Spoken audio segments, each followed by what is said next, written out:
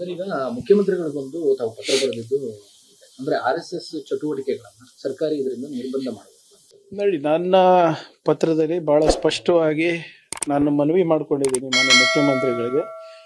ಸರ್ಕಾರಿ ಶಾಲೆಗಳು, ಸರ್ಕಾರಿ ಅನುದಾನಿತ ಶಾಲೆಗಳು, ಸರ್ಕಾರಿ ಮೈದಾನಗಳು, ಉದ್ಯಾನವನಗಳಲ್ಲಿ, ಮುಜರಾಯಿ ಇಲಾಖೆಯ ದೇವಸ್ಥಾನಗಳಲ್ಲಿ, ಪ್ರಾಚ್ಯ ವಸ್ತು ಇಲಾಖೆಯ ದೇವಸ್ಥಾನಗಳಲ್ಲಿ ಅಥವಾ ಸ್ಥಳಗಳಲ್ಲಿ RSS ಚಟುವಟಿಕೆಗಳನ್ನು ನಿರ್ಬಂಧ ಹಾಕಬೇಕು ಅಂತ ಒಂದನೇದು.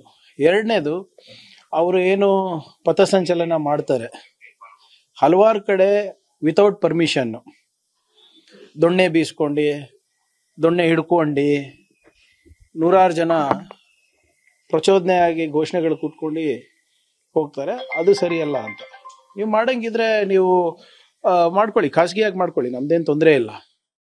ಅಷ್ಟೊಂದು ಖಾಸಗಿ ನಿಮ್ಮ ಲೀಡರ್ಗಳದ್ದು ಫಾರ್ಮ್ ಹೌಸ್ ಇರ್ತದೆ, ಮೈದಾನಗಳಿರ್ತವೆ, ಶಾಲೆಗಳಿರ್ತದೆ, ಖಾಸಗಿ ಶಾಲೆಗಳಿರ್ತವೆ, ಅಲ್ಲಿ ಮಾಡ್ಕೊಳ್ಳಿ. We have no problem with that.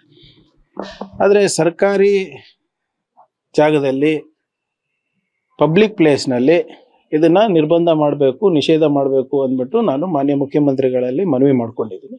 ನೋಡೋಣ, ಮುಖ್ಯಮಂತ್ರಿಗಳ ಅದನ್ನು ಪರಿಶೀಲನೆ ಮಾಡಿ ಯಾವ ರೀತಿಯಾಗಿ ಕ್ರಮ ವಹಿಸ್ತಾರೆ. ನಮ್ಮ ಚೀಫ್ ಸೆಕ್ರೆಟರಿ ಅವರಿಗೆ ಆದೇಶವನ್ನು ಆಗಲೇ ಕೊಟ್ಟಿದ್ದಾರೆ ಪರಿಶೀಲನೆಗೆ. ನೋಡೋಣ ಸಿಎಂ ಅವರು ಏನಂತ ಹೇಳಿದ್ದಾರೆ ಸರ್, ನೀವು ಪತ್ರ ಕೊಟ್ಟು ನೋಡಿ. ನೋಡೋಣ ಅಂತ ಹೇಳಿದ್ದಾರೆ. ಈಗ ಇದು ನಾವು ಇವಾಗಿಂದ ಅಲ್ಲ, ಮುಂಚೆಯಿಂದಾನು ಹೇಳ್ತಾ ಇದೀವಲ್ಲ. ನೋಡಿ, ಇವಾಗ ಇವರೆಲ್ಲ 100 ವರ್ಷ ಆಗಿದೆ ಅಂತ ಹೇಳ್ತಾ ಇದಾರೆ. ಬರೀ ಸುಳ್ಳು ಹೇಳ್ಕೊಂಡ್ರಿ. ಇವರು ಸಂಘಟನೆಗಳನ್ನ ಕಟ್ಕೊಂಡು ಜನರಿಗೆ ಮೋಸ ಮಾಡ್ತಾ ಇದ್ದಾರೆ. ಇವತ್ತು ಇವ್ರದಾದಂಥ ಯಾವುದೇ ಇತಿಹಾಸ ಇವರಿಗಿಲ್ಲ. ಸುಮ್ಮನೆ ಹೊಸ ಇತಿಹಾಸ ಸೃಷ್ಟಿ ಮಾಡೋದು, ಸುಳ್ಳು ಹೇಳೋದು, ಮತ್ತು ಸಮಾಜದಲ್ಲಿ ಕೋಮದ ವಿಷ ಬೀಜವನ್ನು ಬಿತ್ತೋದು, ಧರ್ಮ ರಕ್ಷಣೆ ಹೆಸರಲ್ಲಿ, ಗೋರಕ್ಷಣೆ ಹೆಸರಲ್ಲಿ ಯಾವ ರೀತಿ ವಾತಾವರಣ ಇದೆ ನೀವೇ ನೋಡಿ. ನಮ್ಮ ಸಮಾಜಗಳಲ್ಲಿ ನಮ್ಮ ದೇಶ 2014 ಇವಾಗೇನು 11 ವರ್ಷ ಆಗಿದೆ. ಹಿಂದೆ ಹೋಗಿದೆ, ಮುಂದೆ ಹೋಗಿದೆ, ನೀವೇ ಹೇಳಿ. ನಾನು ಹೇಳೋದು ಬಿಟ್ಬಿಡಿ. ಮೋಹನ್ ಭಾಗವತ್ ಅವರೇ ಅವರ ಒಂದು ವಿಜಯದಶಮಿ ಸ್ಪೀಚ್ನಲ್ಲಿ ಹೇಳಿದ್ರು, ಆರ್ಥಿಕ ಅಸಮಾನತೆ ಜಾಸ್ತಿ ಆಗಿದೆ ಅಂತ. ಅಂದ್ರೆ ಯಾರಿಂದ ಆಗಿರೋದು ಇದೆಲ್ಲ? ಹೇಗಾಯ್ತು ಇದೆಲ್ಲ? ಆಮೇಲೆ ಈ ಗೋರಕ್ಷಣೆ, RSS ತತ್ವ ಸಿದ್ಧಾಂತ ಎಲ್ಲ ಬಡವ್ರ ಮಕ್ಕಳಿಗೆ ಯಾಕೆ? ಹಲವಾರು ವರ್ಷದಾದ್ಮೇಲೆ ಇವಾಗ ಎಲ್ಲ ಕೆಲವು BJP ನಾಯಕರು ಗಣವೇಶದಲ್ಲಿ ನಾನು ನೋಡ್ತಾ ಇದ್ದೀನಿ. ನೀವು ನೋಡಿದ್ರ ಮುಂಚೆ ಅವರಿಗೆಲ್ಲರಿಗೂ? ಇವತ್ತು ಯಾರ್ಯಾರು ಗಣವೇಶದಲ್ಲಿ ಹಾಕೊಂಡು ಬರ್ತಾ ಇದ್ದಾರೆ ಇವತ್ತು BJP ನಾಯಕರು, ದೊಡ್ಡ ನಾಯಕರು. ಎಷ್ಟು ಸರಿ ನೀವು ಅವರಿಗೆ ಗಣವೇಶದಲ್ಲಿ ನೋಡಿದ್ದೀರಾ ಹೇಳಿ? ಆಯ್ತು, ಇತ್ತೀಚೆಗೆ ಇವರೆಲ್ಲರೂ ಅವರ ರಾಜಕೀಯ ಅಸ್ತಿತ್ವ ಉಳಿಸ್ಕೊಳ್ಳಿಕ್ಕೆ ಹಾಕೊಂಡು ಬರ್ತಾ ಇದ್ದಾರೆ, ಅಗ್ರೀಡ್. ಇವ್ರ ಮಕ್ಳು ಎಲ್ಲಿದ್ದಾರೆ? ಇವ್ರ ಮಕ್ಳಿಗೆಲ್ಲ ಯಾಕೆ ಗಣವೇಶ ಹಾಕೊಂಡು ಇವರೆಲ್ಲ ಓಡಾಡಲ್ಲ? ಸೊ ಇವೆಲ್ಲ ಏನು ಮೋಸ ನಡೆದಿದೆ RSS ಅವ್ರದ್ದು ಧರ್ಮದ ಹೆಸರಿನಲ್ಲಿ, ಅದು ನಿಲ್ಬೇಕು ಅಂತ ಅಷ್ಟೇ. ಈ ಐಡಿಯಾಲಜಿನೇ ಡೇಂಜರ್ ಇದೆ ಸರ್. ಈ ಐಡಿಯಾಲಜಿ ಅಷ್ಟು ಚೆನ್ನಾಗಿದೆ.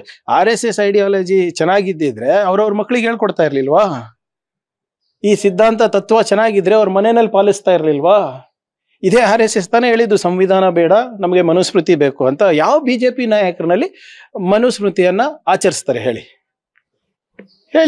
ಯಾರು ಕೂಡ ಆಚರಿಸೋದಿಲ್ಲ. ಬರೀ ಇದು ಬಡವರಿಗಷ್ಟೇ, ಹಿಂದುಳಿದ ವರ್ಗದವರಿಗೆ, ದಲಿತರಿಗೆ, ಇವ್ರಿಗೇನು ಇಲ್ಲ.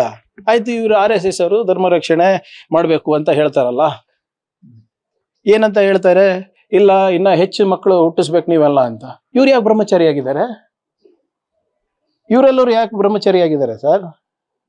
ಇವರು ಎಲ್ಲರೂ ಮದುವೆ ಆಗ್ಬೇಕು, ಮಕ್ಕಳು ಹುಟ್ಟಿಸ್ಬೇಕು, ಗಂಡು ಮಕ್ಕಳಿಗೆಲ್ಲ ಧರ್ಮ ರಕ್ಷಣೆ ಕಳಿಸ್ಬೇಕು, ಗೋರಕ್ಷಣೆ ಕಳಿಸ್ಬೇಕು. ಅವಾಗ ನಾವು ಆಯ್ತಪ್ಪ, ಇವ್ರ ತತ್ವ ಸಿದ್ಧಾಂತದಲ್ಲಿ ದಮ್ಮಿದೆ, ಅವರು ನಂಬಿಕೆ ಇಟ್ಕೊಂಡಿದ್ದಾರೆ ಅಂತ ನಾವು ಹೇಳ್ಬಹುದು. ನಮಗೊಂದು ತತ್ವ, ಅವ್ರಿಗೆ ಒಂದು ತತ್ವನಾ? ಆದ್ರಿಂದ ನನಗೆ ಸ್ಪಷ್ಟವಾಗಿ BJP ನಾಯಕರು ತಿಳಿಸ್ಲಿ, ಅವ್ರ ಮನೆಯಲ್ಲಿ ಮನುಸ್ಮೃತಿಯನ್ನ ಆಚರಣೆ ಮಾಡ್ತಾರ? ಅವ್ರ ಮನೆ ಮಕ್ಕಳಿಗೆ ಯಾವಾಗ ತ್ರಿಶೂಲ ದೀಕ್ಷೆ ಕೊಡ್ತಾರೆ? ಅವ್ರ ಮನೆ ಮಕ್ಕಳಿಗೆ ಗಣವೇಶ ಹಾಕಿಸ್ಬಿಟ್ಟು ದೊಣ್ಣೆ ಕೊಟ್ಟು ಯಾವಾಗ ಪರೇಡ್ ಮಾಡಿಸ್ತಾರೆ? ಇದೆಲ್ಲ ಉತ್ತರ ಕೊಡ್ಲಿ. ಈಗ ನಾನು ಭವಿಷ್ಯ ನುಡಿತೀನಿ ನೋಡಿ. ಈಗಾಗಲೇ ಈಗ ನೀವು ಇದು ಪ್ರಸಾರ ಮಾಡಿದ ತಕ್ಷಣ ಪ್ರಿಯಾಂಕರ್ಗೆ ಏನು ಗೊತ್ತು ಅದು ಗೊತ್ತು ಇದೆಲ್ಲ ವೈಯಕ್ತಿಕವಾಗೇ ಬರ್ತಾರೆ. ನನ್ನ ಪ್ರಶ್ನೆಗೆ ಒಂದು ಪ್ರಶ್ನೆಗೂ ಉತ್ತರ ಕೊಡೋದಿಲ್ಲ ಅವರು. ಯಾಕಂದ್ರೆ ಅವರು ಎಷ್ಟು RSS ಡಿಫೆಂಡ್ ಮಾಡ್ತಾರೆ ಅಷ್ಟೇ ಅವರಿಗೆ ಪ್ರಮೋಷನ್ ಸಿಗ್ತದೆ ಅಲ್ಲಿ. ಅನುಮತಿ ಪಡೆಯದೆ ಶಾಖೆಗಳು ನಡೆಸೋದು ಚಟುವಟಿಕೆಗಳು ಸರ್ಕಾರಿ ಇದ್ರಲ್ಲಿ ಮಾಡ್ತಾನೆ ಬಂದಿದ್ದಾರೆ ಇಷ್ಟು ವರ್ಷ. ಅದನ್ನ ಮಾಡಬಾರ್ದು ಅಂತ ನಾನು ಅಷ್ಟೇ. ಅನುಮತಿ ಪಡೆಯಿರಿ ಅಂತ ಹೇಳ್ತಾ ಇದ್ದಾರೆ. ಇಲ್ಲ ಪಬ್ಲಿಕ್ ಪ್ಲೇಸ್ ನಲ್ಲಿ ಪಬ್ಲಿಕ್ ಪ್ಲೇಸ್ ನಲ್ಲಿ ಅನುಮತಿ ಬೇಕಾದ್ರೆ ಪಡೀಲಿ. ಇವ್ರು ಏನಾದ್ರು ಏನೋ ಪಥಸಂಚಲನ ಅದು ಇದು ಮಾಡ್ತಾರೆ ಅದು ಇದು, ಬಟ್ ಅದು ಬೇರೆ ವಿಷಯ. ಸರ್ಕಾರಿ ಶಾಲೆಗಳಲ್ಲಿ ಬೈಠಕ್ಕೂ ಆಗ್ಬಾರ್ದು, ಏನೂ ಆಗ್ಬಾರ್ದು, ಪರ್ಮನೆಂಟ್ ಆಗಿ ಆಗ್ಬಾರ್ದು. ಎಸ್, ಸರ್ಕಾರಿ ಶಾಲೆ ಮತ್ತೆ ಸರ್ಕಾರಿ ಅನುದಾನಿತ ಶಾಲೆ ಇರ್ಬೋದು, ಕಾಲೇಜ್ನಲ್ಲಿ ಆಗ್ಬಾರ್ದು. ನಮ್ದು ಬಸವಣ್ಣ ತತ್ವ ಸರ್, ನಮ್ದು ಸರ್ಕಾರ ಬಸವ ತತ್ವದ ಮೇಲೆ ನಡೀತಾ ಇದೆ. ನಮ್ಮ ಸರ್ಕಾರ ಬಾಬಾ ಸಾಹೇಬ್ ಅಂಬೇಡ್ಕರ್ ಅವ್ರ ತತ್ವದ ಮೇಲೆ ನಡೀತಾ ಇದೆ. ಅದಕ್ಕೆ ಮತ್ತೆ ಆ ತತ್ವಕ್ಕೆ ಸೇರೋದಿಲ್ಲ.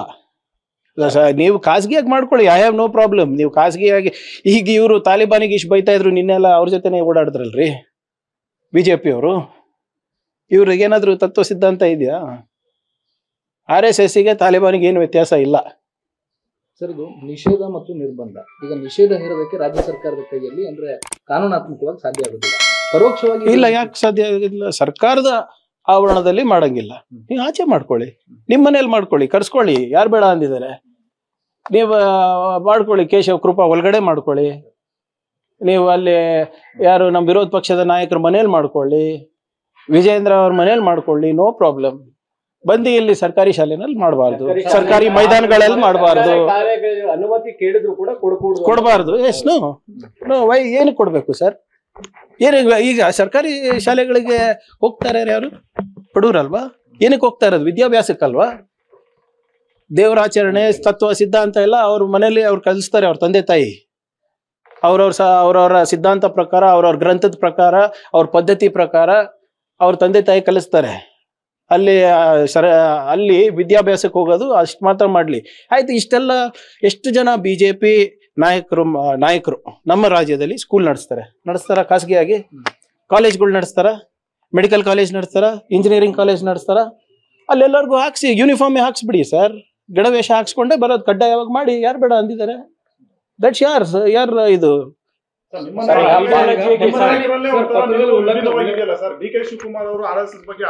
ನೋಡಿ, ಹಾಡು ಹೊಗಳಿಲ್ಲ ನೋಡಿ. ದಯವಿಟ್ಟು DK ಶಿವಕುಮಾರ್ ಅವರು ಸದನದಲ್ಲಿ ವ್ಯಂಗ್ಯ ಮಾಡಿದ್ದು, ಅದನ್ನ ಬೇರೆ ರೀತಿಯಾಗಿ ತಿರ್ಚಿ ಹಾಕಿದ್ದು ಹೌದು. ಆಮೇಲೆ ಯಾವುದೇ ಪಕ್ಷದ ತತ್ವ ಇರ್ಬೋದು, ಸಿದ್ಧಾಂತ ಇರ್ಬೋದು, ಅಥವಾ ಸಂಘಟನೆಯ ತತ್ವ ಸಿದ್ಧಾಂತ ಇರ್ಬೋದು, ಅದ್ರ ಇತಿಹಾಸ ತಿಳ್ಕೊಳೋದು ಅಗತ್ಯ ಇದೆ ಅಲ್ವಾ? ಈಗ RSS ಅವ್ರಿಗೆ ನಮ್ಮ ಇತಿಹಾಸ ಗೊತ್ತಿಲ್ವಾ? ಅದೇ ರೀತಿ ನಮ್ಗೆ ಅವ್ರ ಇತಿಹಾಸ ಗೊತ್ತು. ಆದ್ರೆ ನಮ್ಮ ಇತಿಹಾಸ ಸತ್ಯದ ಆಧಾರದ ಮೇಲೆ ಇದೆ, ಅವ್ರದ್ದು ಸುಳ್ಳು ಆಧಾರದ ಮೇಲೆ ಇದೆ. ಸದನದಲ್ಲಿ ಹೆಸರಿ ಕೇಳಿಲ್ಲ ಸರ್ ನಾನು. ವೀರ್ ಸಾವರ್ಕರ್ಗೆ ವೀರ್ ಬಿರುದು ಯಾರು ಕೊಟ್ಟಿದ್ರ ಅಂತ ಹೇಳಿದ್ರ? ಬಾಬಾ ಸಾಹೇಬ್ ಅಂಬೇಡ್ಕರ್ ಅವರಿಗೆ ಸಾವರ್ಕರ್ ಸೋಲಿಸಿದ್ದು ಅಂದ್ಬಿಟ್ಟು ನಾನು ಪುರಾವೆ ಕೊಟ್ರೆ ಏನ್ ರಾಜೀನಾಮೆ ಕೊಟ್ರ ವಿರೋಧ ಪಕ್ಷದ ಮೇಲ್ಮನೆ ನಾಯಕರು? ಮನುಸ್ಮೃತಿ ಬೇಡ ನಮಗೆ, ಸಂವಿಧಾನ ಬೇಡ, ಮನುಸ್ಮೃತಿ ಬೇಕಂತ ಇವರು ಹೋರಾಟ ಮಾಡಿಲ್ವಾ? ಅದೆಲ್ಲ ಇತಿಹಾಸ ಪುಟದಲ್ಲಿರೋದು, ಅದು ಅವರಿಗೆ ಗೊತ್ತಿಲ್ಲ. 56 ವರ್ಷ ಇವರು ನಮ್ಮ ರಾಷ್ಟ್ರ ಧ್ವಜನೇ ಹಾರಿಸಿಲ್ಲ ಅಲ್ವಾ ಸರ್? ಹರಿಸಿದ್ರ? ಯಾಕೆ ಹಾರಿಸಿಲ್ಲ ಅಂತ ಕೇಳಿದ್ರೆ ಅದಕ್ಕೆ ಉತ್ತರ ಇದೆಯಾ?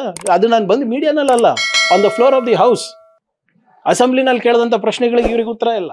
ಲೇಟೆಸ್ಟ್ ಹಾಗೂ ಇಂಟ್ರೆಸ್ಟಿಂಗ್ ಸುದ್ದಿಗಳಿಗಾಗಿ ಬಾಸ್ ಟಿವಿ ಕನ್ನಡ ಚಾನೆಲ್ನ ಸಬ್ಸ್ಕ್ರೈಬ್ ಮಾಡಿ.